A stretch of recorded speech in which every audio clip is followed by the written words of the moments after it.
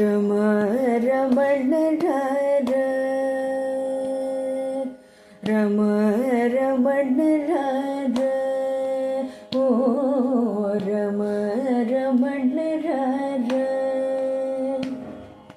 సమానమెవరు వినుమానమన విని సమానమెవరు వినుమానమన విని తమ సుపడతరమహి బతికిని రమ రమణ రార ఓ రమ రమణ రార. శ్రీ శ్రవణం ఛానల్కి చిన్నారులందరికీ శ్రోతలందరికీ కూడాను మరొకసారి స్వాగతం. ఇప్పుడు మనం విన్న ఈ కృతి శంకరాభరణ రాగంలోది త్యాగరాజ స్వామి వారి కృతి అనమాట. పావని ఎప్పట్లాగే చాలా చక్కగా పాడి వినిపించారు. మరోసారి ఈ అమ్మాయికి అనేక ఆశీస్సులు తెలుపుతూ నిన్న మనం వశిష్ఠుల వారు ఉపాయాలు చెప్తున్నారు. ఏ విధంగా మన సాధన చతుష్టయాన్ని సాధించాలి అన్నదాన్ని చక్కగా నెమ్మదిగా వివరిస్తూ వస్తున్నారు.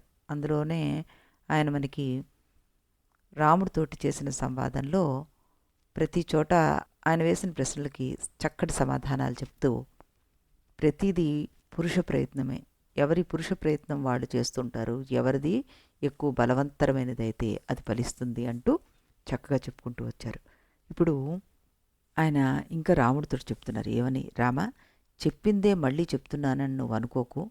లోకంలో అందరూ కూడాను విధి అని దేన్ని అంటున్నారో అది వాళ్ళు చేసుకున్న పూర్వ కర్మ తప్పితే మరొకటి కాదు. ఆ ఉద్దేశంతోనే మేము విధి అనే పదాన్ని ప్రయోగిస్తున్నామండి అని ఎవరైనా అనేటట్లయితే మాకేం విరోధం లేదు. అలాంటి విధిని మేము కాదనం, తిట్టం కూడాను. లోకంలో సామాన్యులంతా చెప్పుకునే విధిని నేను ఇందాక నుంచి తిడుతున్నాను. ఎందుకంటే అలాంటి లేనిపోని విధిని నమ్మి పాపం వాళ్ళు చెడిపోతూ ఉంటారు కనుక. రామ, నువ్వు అలాంటి భ్రాంతిలో పడి నీ పురుష ప్రయత్నాన్ని మానవద్దు. పురుష ప్రయత్నం అంటే ఏమిటో నువ్వు బాగా అర్థం చేసుకోవాలి. ఇది బాగా గ్రహించు. ప్రయత్నం అంటే కదలిక, దానికి మరో పేరు స్పందం. ఈ కదలికలు మళ్ళీ 3 రకాలు మనకి. సంవిత్ స్పందో మనస్పంద ఐంద్రియ స్పంద ఏవచ ఏతాని పురుషార్థస్య రూపాణ్యేభ్య ఫలోదయ అన్నారు. ఇది ముముక్షు వ్యవహార ప్రకరణలో 7వ 4వ శ్లోకం అనమాట. ఇందులో మనకి ఏమని చెప్తున్నారంటే 3 రకాల స్పందలు ఉంటాయి. అవి ఒకటి సంవిత్త స్పందము, మానస స్పందము, ఇంద్రియ స్పందము అని 3 రకాలు అనమాట. అంటే కదలిక అనమాట. ఎక్కడైనా సరే ఎప్పుడైనా సరే ఒకడు ఒక పని చేశాడంటే ఆ పనికి వెనకాల వాడి కృషి ఉండి తీరుతుంది, ప్రయత్నం కూడా ఉంటుంది. ఆ ప్రయత్నం అంటే ఏమిటి? జ్ఞానేంద్రియాలు కర్మేంద్రియాలు ఇటు అటు కదలడమే కదా.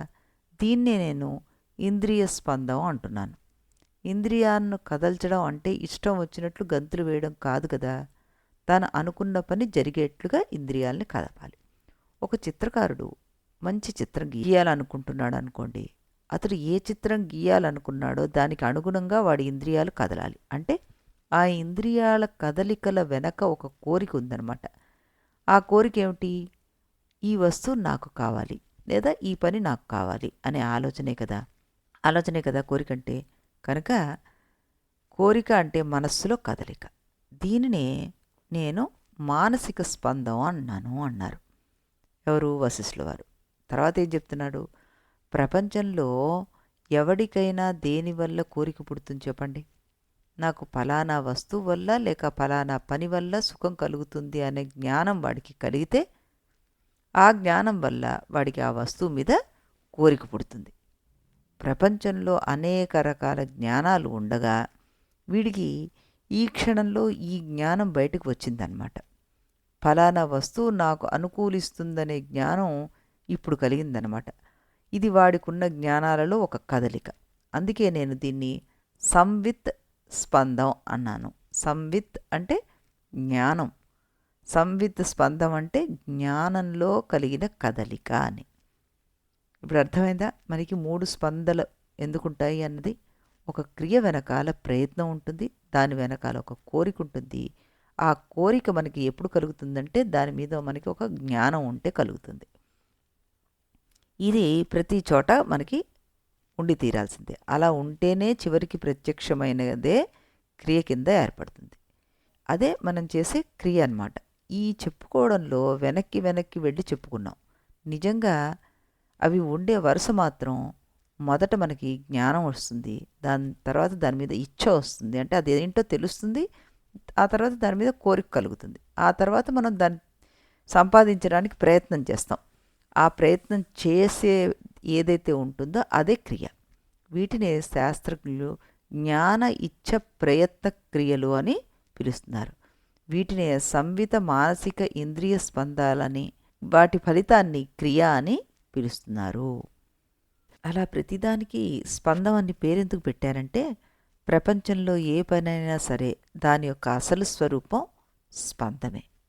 ఎంత లోతుగా వెళ్ళి ఆలోచించినా అన్ని చోట్ల స్పందమే ఉంది. సోమరితనం ఉన్న చోట ఈ స్పందం ఉండదు.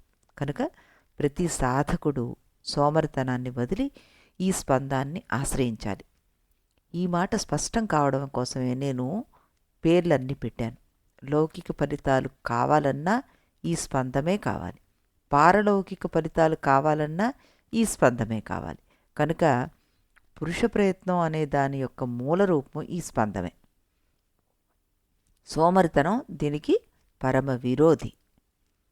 రామా, అందుకే నువ్వు సోమరితనాన్ని పరిత్యజించి దేహానికి ఆధులు వ్యాధులు లేకుండా చూసుకోవయ్యా. అలా దేహాన్ని సరిగ్గా పెట్టుకుని ఇక చిత్తాన్ని ఆత్మతత్వం మీద ఏకాగ్రం చేయి. ఇప్పుడు నువ్వు చేయవలసిన పురుష ప్రయత్నం ఇదే. ప్రపంచంలో ఎప్పుడైనా సరే పని ఎంత బాగా చేస్తే ఫలితం అంత బాగా ఉంటుంది, దానికి తిరుగులేదు. బృహస్పతి దేవతల గురువు అయ్యాడంటే ఎలా అయ్యాడు? తన ప్రయత్న బలం వల్లే అయ్యాడు. ఒకానొక జీవి ఇంద్రుడయ్యాడు అంటే ఎలా అయ్యాడు? తను ప్రయత్నిస్తేనే అయ్యాడు. మన కళ్ళ ఎదురుగా కనిపించే ప్రపంచాన్ని నువ్వు చూడు. కొంతమంది కేవలం ముష్టివాళ్లలాగా జీవితం ప్రారంభించి ఆ జీవితంలోనే కోటీశ్వరులు అవుతున్నారు. అలాంటి వాళ్ళు ఎంత కష్టపడి ఆలోచిస్తారో పని చేస్తారో అర్థం చేసుకోవాలి మనం. దీనికి భిన్నంగా కొంతమంది కోటీశ్వరులుగా పుట్టి ఆస్తి అంతా తగలేసుకొని చివరికి ముష్టివాళ్ళుగా మారిపోతున్నారు. వీళ్ళెంత సోమరిపోతులుగా ఉన్నారో కూడాను మనం అర్థం చేసుకోవాలి.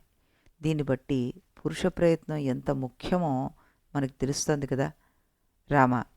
ఇక పురుష ప్రయత్నం ఫలించే తీరు అర్థం చేసుకోవడం కోసం దీన్ని మరింత విశ్లేషణ చేసి చెప్తాను నీకు, విను అంటూ, శాస్త్రతో గురుతశ్చైవ స్వతశ్చేతి త్రిసిద్ధయ సర్వత్ర పురుషార్థస్య న దైవస్య కదాచన. పురుష ప్రయత్నం ఒకప్పుడు శాస్త్రాల వల్ల లభిస్తుంది, మరొకప్పుడు గురువుల అనుగ్రహం వల్ల లభిస్తుంది, కొన్నిసార్లు అది స్వయంగానే ఫలిస్తుంది. ఇలా దాని ప్రవృత్తి 3 రకాలుగా ఉంటుంది. ఒకప్పుడు మానవుడి చిత్తం చెడు పనుల మీదకి ప్రవేశిస్తూ ఉంటుంది.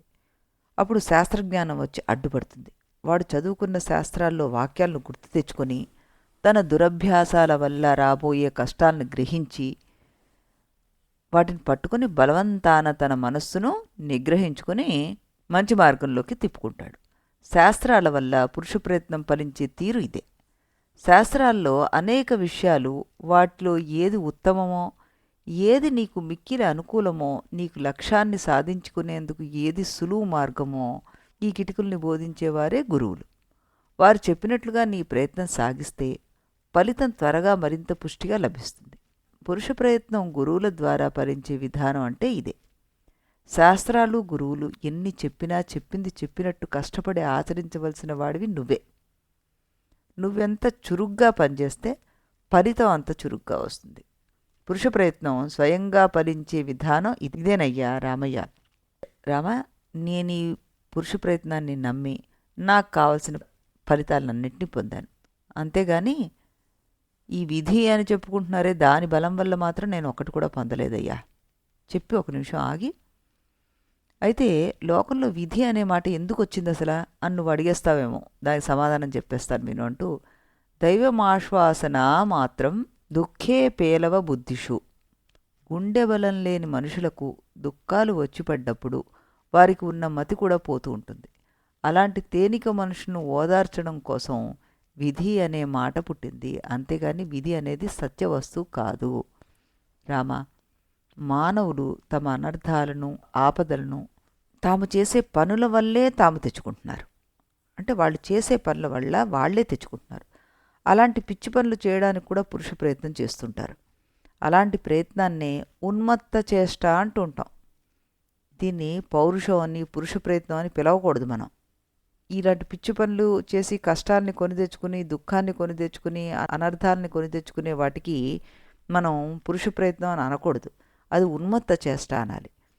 సజ్జన సాంగత్యము, శాస్త్రాభ్యాసము, వివేక వృద్ధి వీటి సహకారంతో చేసే ప్రయత్నమే పురుష ప్రయత్నం అనాలి.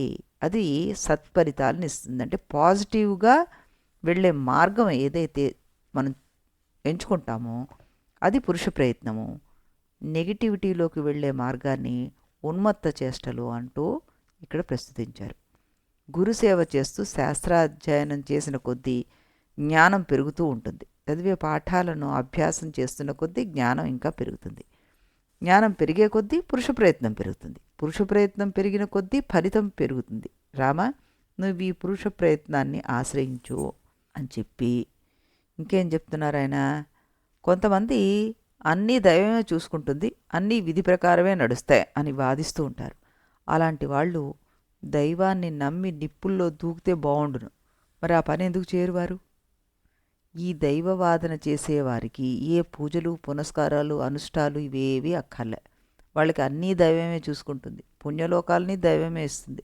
అలా అని వాళ్ళు నోరు మూసుకుని కూర్చుంటారా? ఏ జపమో తపమో చేస్తూనే ఉంటారు. చేసేది ఇంకా సరిగ్గా చెయ్యవయ్యా అంటే దైవం అంటారు. కానీ వీరు జపము తపము ఎంతో కొంత చేస్తారు కదా, వారికి ఆ మంత్రం దైవమే ఉపదేశించిందా? ఎవరో ఒక గురువు అనేవారు తన దవడలు, నాలుక మొదలైన వాటిని కదిలించే ప్రయత్నం చెయ్యబట్టి కదా వీడికి ఆ ఉపదేశం వచ్చింది. గురువు యొక్క పురుష ప్రయత్నం వల్ల తాను మంత్రం పొంది అది దైవం వల్లే వచ్చిందని వీడు అనుకుంటుంటాడు. మరి ఇదేం తెలివి? లోకంలో ఎక్కడైనా ఒక పని జరిగిందంటే ఎవడో ఒకడి అవయవాల్లో చలనం కలిగి ఆ చలనం వల్ల పని జరుగుతోంది. ఒక శిల్పికి పక్షవాతం వచ్చిందనుకోండి, వీరు చెప్పే దైవం వచ్చి వాడి శిల్పాలను చెక్కి పెడుతుందా? కాబట్టి ఎన్ని రకాలుగా చూసిన దైవం అనేది ఇక్కడ ప్రత్యక్షంగా కనిపించడం లేదు. శాస్త్రాల్లో కూడా ఎక్కడా లేదు. అందువల్ల దైవం అనేది లేదని గట్టిగా చెప్పచ్చు అన్నారు. ఎవరు ఇదంతా అంటున్నది? వశిష్ఠ మహర్షులు వారు. రామ, దైవం ఉందనేవాళ్ళు, దైవమే పనిచేస్తోందనేవాళ్ళు మరొక విషయం ఆలోచించాలి కూడా. వారు చెప్పే దైవం ఆ పనికి కర్తగా పనిచేస్తోందా, సాధనగా పనిచేస్తోందా, ఇవేమీ కాకుండా దూరంగా ఉండి పనిచేస్తోందా? జరిగే పనికి కర్త ఎదురుగుండా కనిపిస్తున్నాడు కనుక వేరే ఎవరో దైవం అనేవాడు కర్తగా ఉన్నాడనడం ఇక్కడ సబబు కాదు. పోనీ ఇక్కడ సాధన కరణంగా వర్క్ చేస్తోందా క్రియకి? అంటే సాధన కర్తకి లోబడి ఉంటుంది. మీరు చెప్పే దైవం అలా ఉండదు కదా. మరి ఇప్పుడు మన చేతిలో ఏదైనా ఒక వస్తువు ఉంటే మనం ఇష్టం వచ్చినట్టుగా దాన్ని మనం ఉపయోగిస్తాం. మరి ఇక్కడ దైవం అలా ఉపయోగపడదుగా. ఇవేవి కాదు. దైవం విడిగా ఉందంటారా? కర్త, వాడి సాధనం, వారిద్దరి వల్ల జన్మించే క్రియ, ఈ మూడు మనకి ప్రత్యక్షంగా కనిపిస్తూ ఉండగా వీటితో ఏమీ సంబంధం లేని దైవాన్ని కల్పించడం ఇక్కడ ఎందుకు? వ్యర్థం కదా.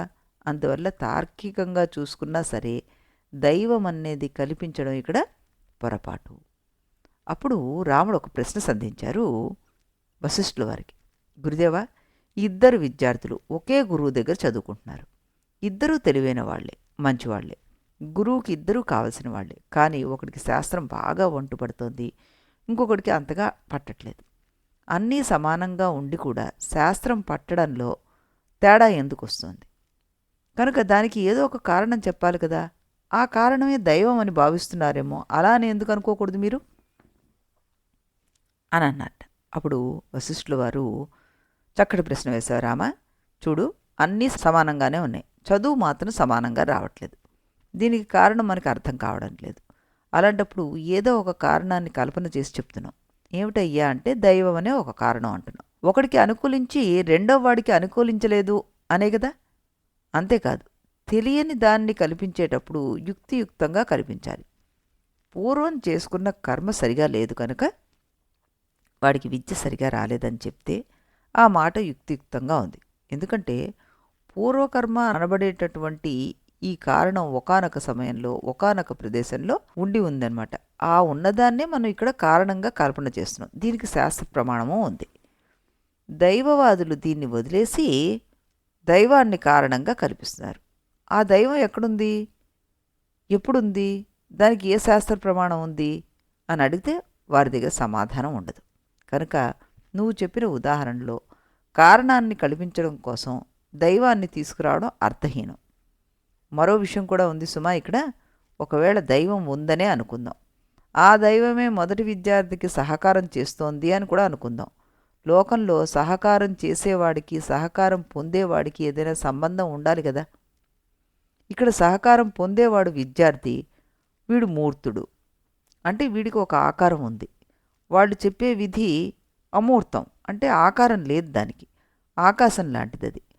ఆకారం కల వస్తువులకి ఆకారం లేని వస్తువులకి మధ్య సంబంధం ఎలా కుదురుతుంది? ఆకాశం ఎవరి చేతైనా ఏ పనైనా చేయించగలదా? కనుక నువ్వు చెప్పే దైవం ఎవరికి ఏ రకంగా సహకారం కానీ అపకారం కానీ చేసే అవకాశం లేదు. అలాంటి దైవం ఉంటే ఏమిటి, లేకపోతే ఏమిటి? లేదని చెప్పడమే మంచిది కదా. కనుక దైవం అనేదే లేదు. కొంతమంది జాతకాలు చూసి నీకు దైవ అనుకూలం బాగా ఉంది, నీకు 90 ఏళ్ళు ఆయుర్దాయం అని చెప్తారు. ఆ ఆయుర్దాయం దైవం వల్లే అయ్యేటట్లయితే వాడి తల నరికేసినా వాడు 90 ఏళ్ళు బ్రతికి ఉండాలి కదా. అలా ఎవడైనా బతికితే దైవం ఉందని మనం నమ్మచ్చు. అంతెందుకు రామా, ఈ విశ్వామిత్ర మహర్షిని చూడు, బ్రహ్మర్షిత్వాన్ని స్వయంగా సాధించాడు. దైవం వల్ల సాధించాడా? కాదే, తిరుగులేని తన పురుష ప్రయత్నం వల్ల సాధించాడు. ఆయన దైవాన్ని అసలు లెక్కే చేయలేదు. మా బోటి వాళ్ళం కొంతమంది ఇవాళ ఆకాశగమనం చేస్తున్నాం. ఇలాంటి శక్తులన్నీ దైవం వల్ల మాకు వచ్చిపడ్డాయా? వాటి కోసం ఎన్నో సంవత్సరాలు కష్టపడి కృషి చేశామయ్యా.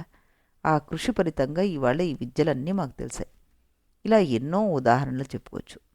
ఎండిపోయిన వేరుముక్కలో ఎంతో కొంత శక్తి ఉందేమో కానీ దైవం అనే దాంట్లో ఏ శక్తి లేదు.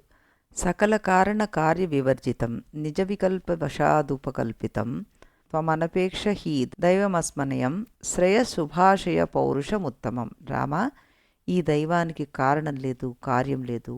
ఇది కేవలం కొందరి ఊహ వల్ల పుట్టింది. అందుచేత కేవలం శూన్యాకారమైన ఈ దైవాన్ని ఉపేక్ష చేసి, ఓ శుభాషయ, మంచి ఆశయాలు కలవాడా, ఉత్తమమైన పురుష ప్రయత్నాన్ని నువ్వు ఆశ్రయించు అని చెప్పి వశిష్ఠ మహర్షి కొంచెం ఊపిరి పీల్చుకున్నారట.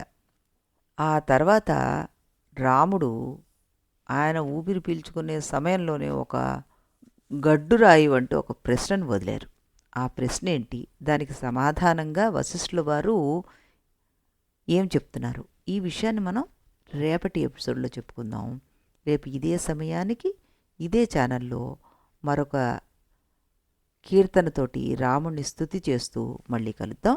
అంతవరకు సెలవు.